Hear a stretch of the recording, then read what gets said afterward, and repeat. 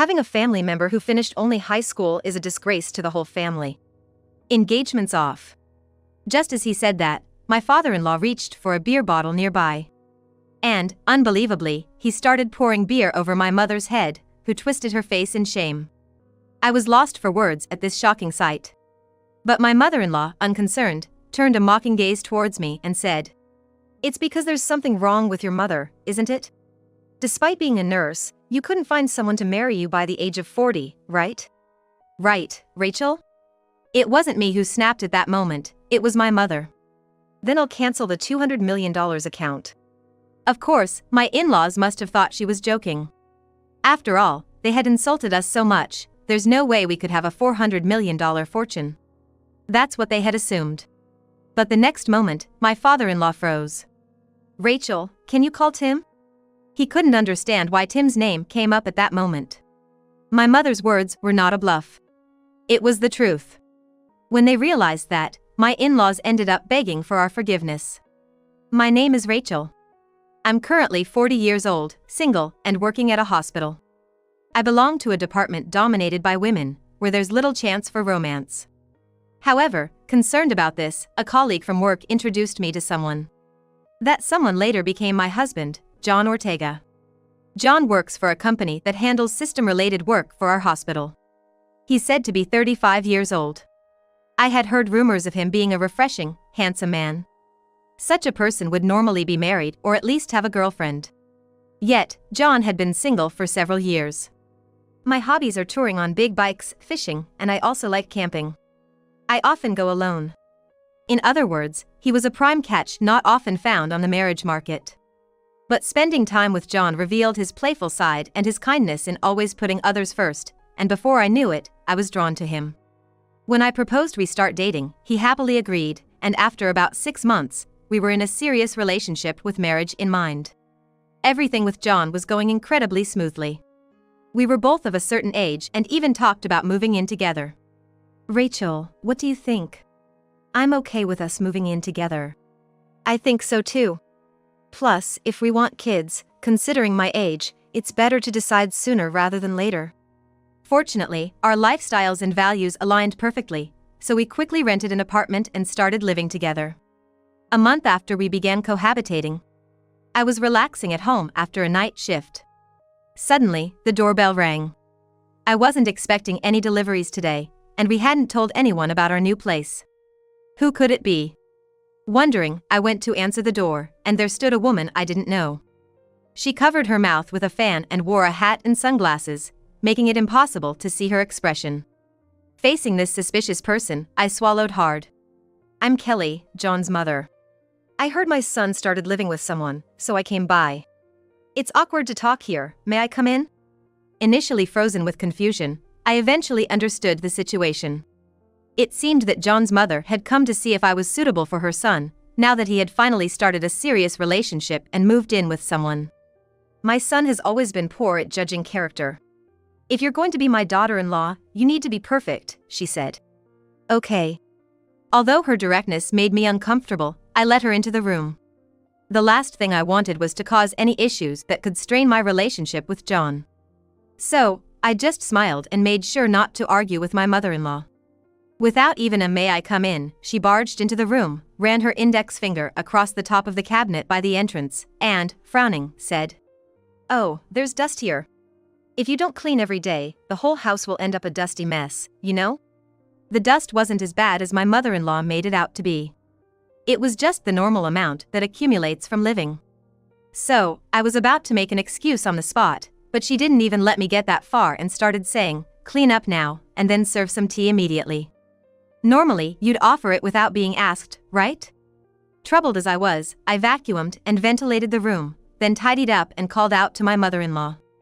Then, with a huff, she said, "This is less than 30 points. As a wife, that's a failing grade," and blandly reported her grading. Reluctantly, I apologized and served her the tea as she demanded, only to be told, "This cheap stuff tastes awful, and when I served some snacks, these are the worst knockoffs of luxury goods." Fuming with anger at my mother-in-law, who came unannounced only to say dreadful things, I told myself to endure it and kept quiet. After staying for about an hour and a half, it was unclear if she was satisfied, but she said, "Well, I'll let it go at this for now.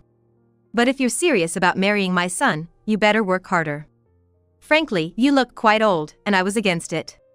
But for now, just make sure not to act above your station," and left with that snide remark. Exhausted from my mother-in-law's surprise visit, I ended up falling asleep on the sofa without doing any housework or preparing dinner. Then, I was awakened by John returning from work. "Oh, sorry.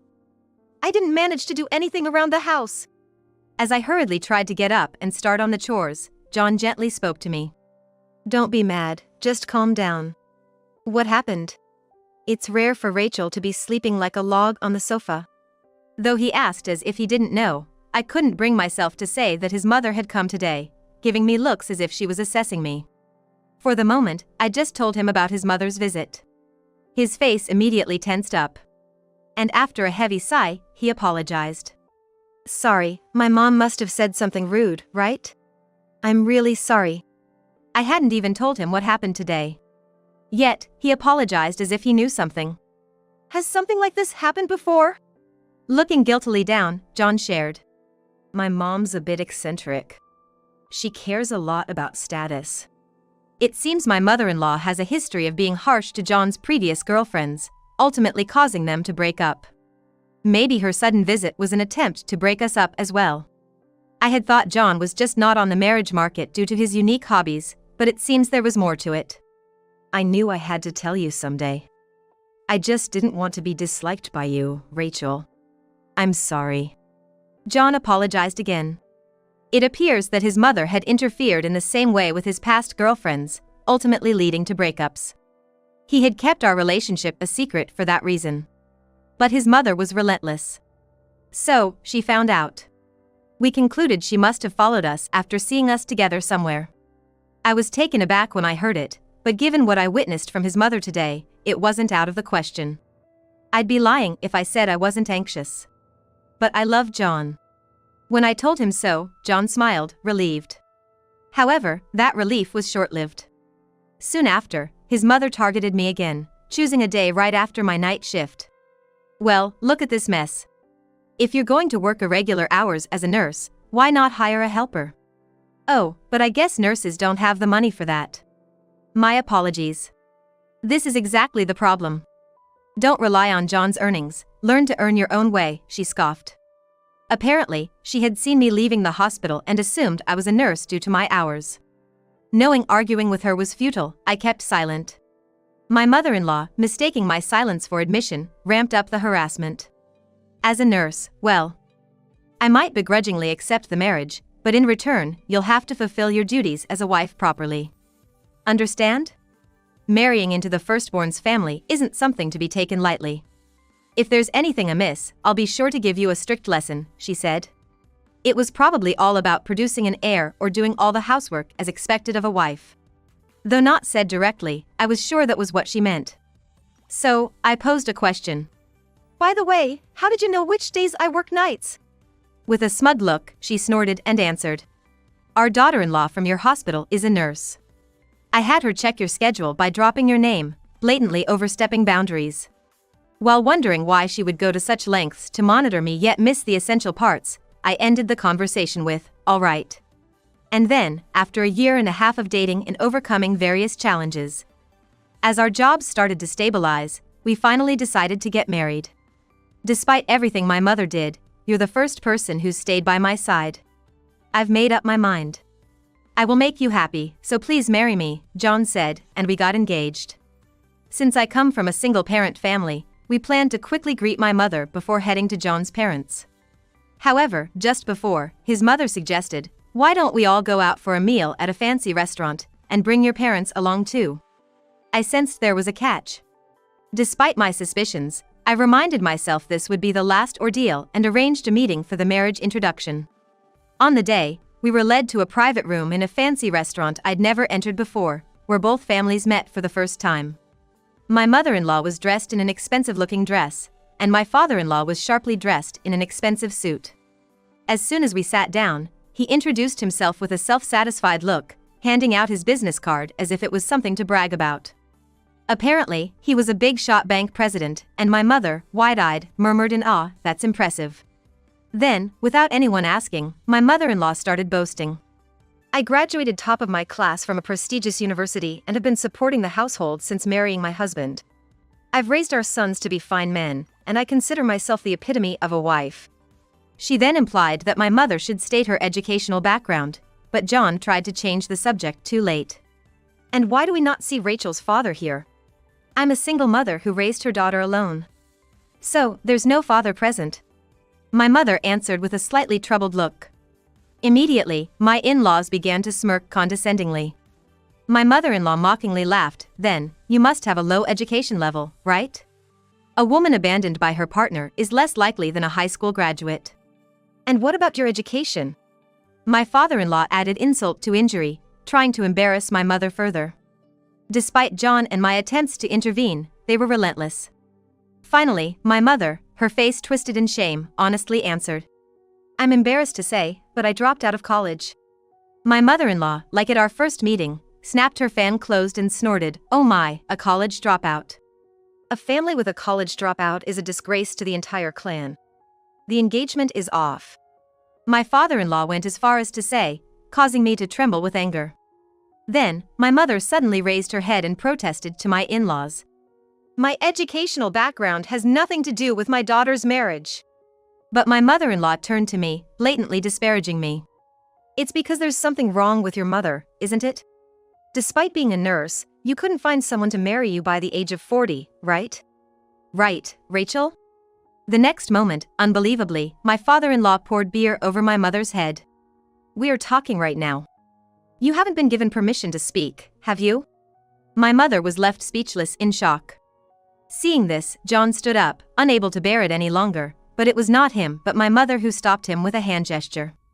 Then I'll be canceling the $400 million account. My usually calm and never yelling mother said, her voice shaking with anger. Seeing their reaction, my in-laws chuckled, what a joke. And what a ridiculous way to argue, but they were about to be shocked by a startling truth. A passing employee hurriedly brought something to clean up, and after my mother briefly left the table, she returned with a smile and said to me, "Rachel, could you call Tim, please?" At that moment, the smile vanished from my father-in-law's face who had been mocking us earlier. Trembling, he barely managed to say, "Tim. Why bring up Tim's name?" Neither my mother nor I answered him. Following my mother's request, I was about to stand up and call Tim when my mother-in-law, sensing something, tried to stop me. Wait, just a minute. We're still talking here. But for me, enough was enough. My mother had given up her dreams to have me at a young age and raised me all by herself, enduring disparagement. I could tolerate a lot when it came to myself, but not when it came to my mother. Who is Tim? John looked puzzled, not keeping up with the conversation. So, I explained that Tim was the branch manager of the bank where my mother had an account. My mother has an account worth $400 million, including cash deposits and various financial instruments like stocks. Given the amount, Tim, the branch manager, naturally handles her account. I said.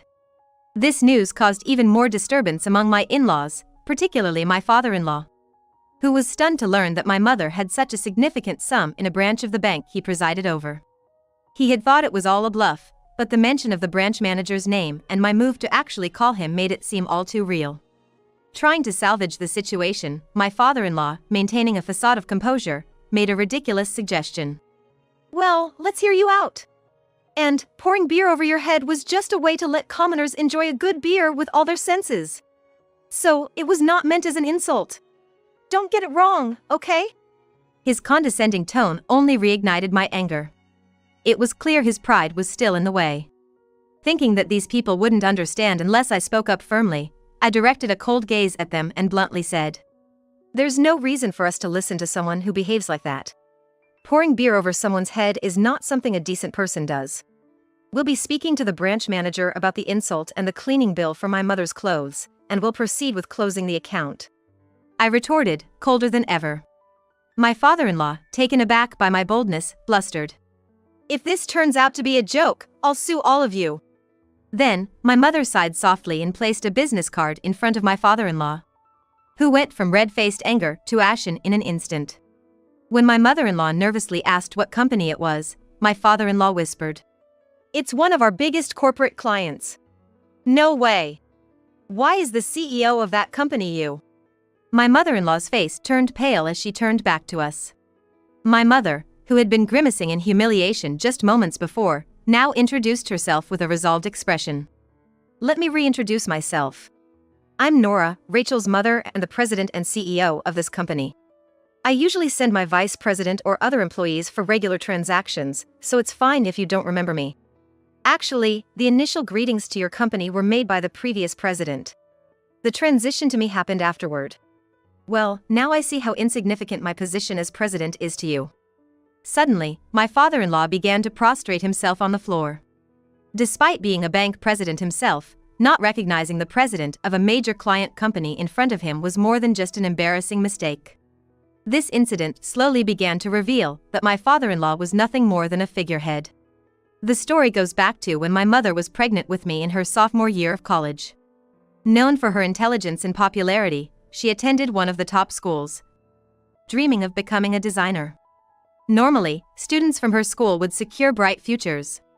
But my mother couldn't give up her dream and even confronted her parents, my grandparents, wanting to attend a design school instead. I want to go to a design school for further studies. I've decided I want to pursue a career in design. Of course, my grandparents were opposed. They refused to support her financially if she chose a design school over the college, leading to a lot of frustration for my mother. That's when she reconnected with my father, her middle school classmate. My father, a college dropout working on construction sites. And my mother hit it off, leading to my mother getting pregnant at 17. I was scolded severely, not just by my teachers and friends, but my parents were furious. They refused to pay the rest of my school fees, so I couldn't take a leave of absence and had to drop out. I had to give up my dream of becoming a designer. But I'm glad I got pregnant with Rachel. That's something I'm sure of. My mother recounted with sincerity in her eyes. However, my mother-in-law sneered and countered.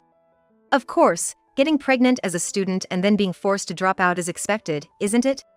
Why state the obvious as if it's something noble? It's nothing but a result of your own actions, and not a story worth praising. Plus, being abandoned by the very person who got you pregnant, how pathetic. And what does this have to do with the current situation?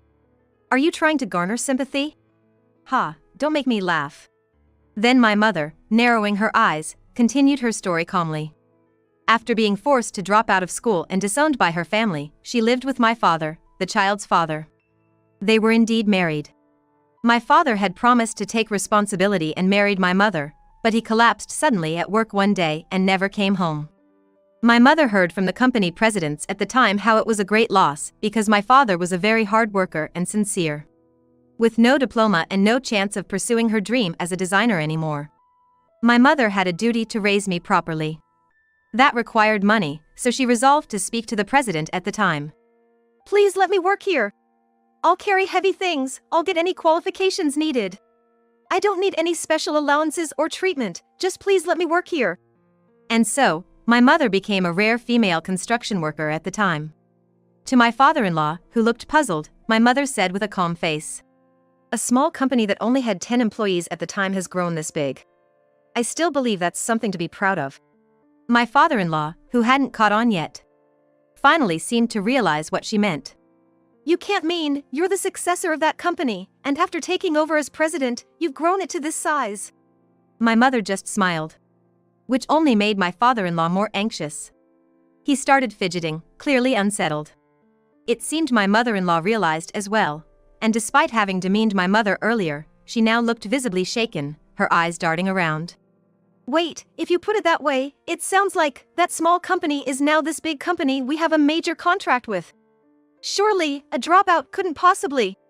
But then, both of them looked back at my mother's business card again. My mother nodded smugly. My in-laws trembled, realizing the person they had looked down upon had climbed from the depths to become a true success story. You judged my mother based on her being a dropout or leaving college, right? But to her now, being a dropout or anything like that doesn't matter. She's achieved success on her own and raised me well. That's the reality. I said. My father-in-law, being a big bank president, must have understood the magnitude of my mother's achievements. It was time to press the point. Sure, getting pregnant and giving birth have many risks. But because of my mother's decision, I am here today, and she raised me to be the person I am. You can't twist this fact. With the results to show for it, why do you find joy in nitpicking the process? Is that the right thing to do? Unable to bear my cold gaze, my father-in-law averted his eyes, looking frustrated. My mother-in-law, still trying to find some way to retort, muttered, "Okay, so your mother is amazing. But you're just a nurse. Planning to live off your mother and husband's money, huh? How disappointing. You're just riding on your mother's coattails, how pathetic. Just because your mother is incredible doesn't make you special, you know?" It seems that's just her nature. Shifting the target to me since she couldn't find fault with my mother anymore. Then John, finding it easier to speak up, finally said, "Mom, you've been mistaken all along. Rachel isn't a nurse. She's a doctor." This revelation stunned my in-laws. Especially my mother-in-law, who had been concocting her own narratives, now reduced to silently mouthing words in shock. After a moment of silence, my father-in-law, with a strained voice, began to blame my mother-in-law. "You said Rachel was just a nurse, an insignificant person. But what now? She turns out to be a doctor. Did you deceive me? What's with that tone? All this time, I've been keeping unwanted bugs away from John, haven't I? And now, a small mistake and it's all my fault. You're the one always blaming others without doing anything yourself." They began to argue among themselves, a clear sign of discord. Witnessing this unbearable scene, I let out a sigh and revealed the truth. I've always wondered. If the second son's wife was a nurse at the same hospital as me, knowing my shift schedule, she couldn't have been a stranger. My mother, sensing what this meant, smiled. John, knowing everything, stayed silent, waiting for me to continue. My in-laws swallowed hard, watching us intently. In the midst of this, the truth that shocked them was revealed. The second son's wife, who had been leaking my shifts to my mother-in-law, was a nurse from the same clinic. Feeling guilty, she apologized to me. My mother-in-law had mistaken me for a nurse, so she deliberately hid the fact that I was a doctor. Her name was Michelle Smith. You understand now, don't you? At those words, my father-in-law stood up abruptly. "Smith. Wait, that's my wife's maiden name." He began to panic. "What? Divorced? When did this happen? I had no idea." My mother-in-law exclaimed, clearly disturbed. But John, with a snort, revealed the truth. They're not divorced, nor is it the maiden name. You know why? Because he changed her family name. Unable to bear the fact, my in-laws' complexions worsened. I've never heard of such a thing. What's going on? My mother-in-law collapsed to her knees. My father-in-law, who had assumed his second son had brought a wife home, murmured to himself in shock, sinking down like my mother-in-law. As they struggled with the revelations, I decided it was time to deliver the final blow. John has something to say about our marriage as well. I hinted, causing my mother-in-law to cover her ears and shake her head in denial. My father-in-law, in a daze, turned to John, who placed a marriage certificate on the table and declared, "I can't deal with any more of your farces. Depending on how you acted, I thought I could endure it, but pouring beer on someone, berating them, and taking pleasure in their misfortune is just shameful behavior for parents." Stung by their beloved son's harsh words, my in-laws looked on the verge of tears. My mother-in-law, finally grasping the situation, begged us to wait. "Please reconsider. Please, stop making things difficult for us." My mother-in-law pleaded, her voice quivering. My father-in-law, desperate to appease us, added, "If only you had told us you were the president from the start, none of this nonsense would have happened. And to think, canceling a $400 million account over this, impossible, right? John, calm down. Don't do something unnecessary." Their pleas felt like a last-ditch effort, leaving me speechless with disbelief. What are you even saying now? It's you two who orchestrated this situation. You've brought this upon yourselves. Such a thing, John. They protested, but my mother, having had enough, began calling her phone. "Tim? It's been a while." "Yes, I wanted to talk about the account." As my mother spoke, my father-in-law seemed to realize the gravity of the situation. "I'm so sorry. Please, not the cancellation." However, my mother, looking on with a cold gaze, sharply retorted, "If I weren't the president of one of your bank's major clients, but instead a single mother working night shifts or juggling part-time jobs, would you have apologized to us face to face? Unable to respond immediately, John quickly backed up my mother. Dealing with people who judge others solely based on appearances or titles is not something we're willing to tolerate. We're done with your family for good. So, please, don't bother me, Rachel, or my mother-in-law anymore. I decide my own life. Realizing they were losing their precious son and facing damage to the bank, my in-laws broke down in tears. You've lived looking down on others, and now it's come back to haunt you. Learn from this and become someone who can treat people with kindness. Though, it might be too late for that. The reason both your sons chose to leave the house is undoubtedly because of you. By the way, mother-in-law, who really is the fox borrowing the tiger's fierceness between you and me? Wink. This sarcasm hit my mother-in-law hard, causing her to shed tears of frustration. In the end, both could only offer shallow apologies. Despite everything, my mother isn't someone who acts out of spite. But questioning whether having him as the bank president was the right choice, she discussed the incident in front of the board members, prompting the dignitaries to call an emergency meeting. It turns out my father-in-law was just a placeholder until the next president was decided. He must have known this more than anyone. Eventually, he apologized for the beer incident, paid for the cleaning, and then resigned from his position as president.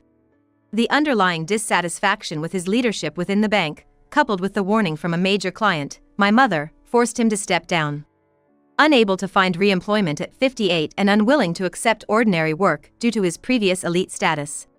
He's been stuck in a negative loop. My mother-in-law, boasting about her university degree but without a career, is just another 58-year-old housewife. Starting part-time jobs only to quit days later saying, "How can I be expected to sort someone else's packages?" She's been blacklisted as a cautionary figure in the region. Having money but lacking trust and credibility, and then losing their sons to marriage. They've faced a lonely old age due to their selfish and disdainful behavior. Learning about my in-laws' fate, my mother chuckled, having money doesn't guarantee happiness. Rachel, from now on, live supporting each other with John. After getting married, I took a break from work to focus on raising our child. Now that our child is older and in daycare, I've happily returned to work, feeling fulfilled every day. The nurse who apologized to me has been forgiven, and we now share a good relationship of mutual trust between doctor and nurse in obstetrics and gynecology. Soon, I plan to return to my hometown to open my own gynecology clinic. Naturally, John's company will handle all the systems, and everything related to the clinic's design and construction will be entrusted to my mother's company. After giving up her dream once, my mother, through immense effort, expanded the company my father was part of and now runs a construction company capable of handling design work. "I'm designing my daughter's clinic," she boasts to the neighbors, her face shining brighter than ever before.